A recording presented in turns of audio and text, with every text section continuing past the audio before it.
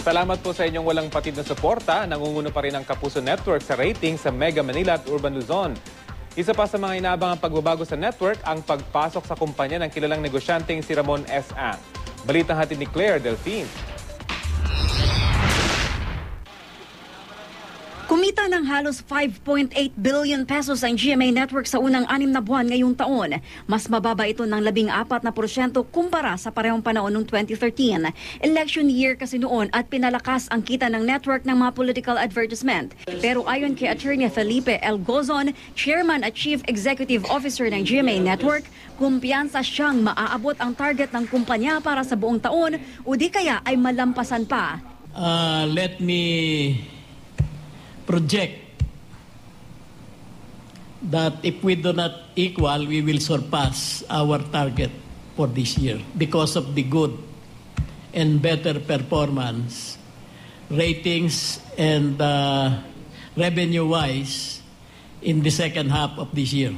Sinabi ito ni Attorney Gozon sa second quarter briefing na dinaluhan din ni Gilberto Arduavet Jr., ang President at Chief Operating Officer ng network, Felipe S. Yalong, ang Executive Vice President at Chief Financial Officer, at Lizelle G. Maralag, President at Chief Operating Officer ng GMA Marketing and Productions Incorporated.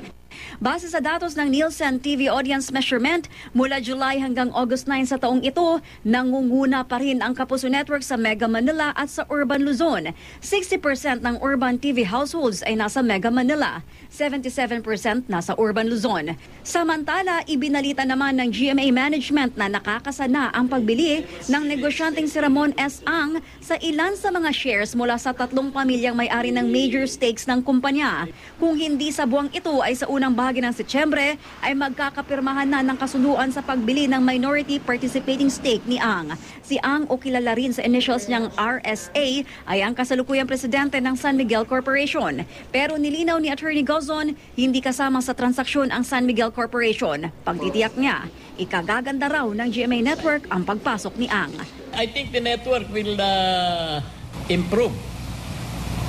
It will have more revenues.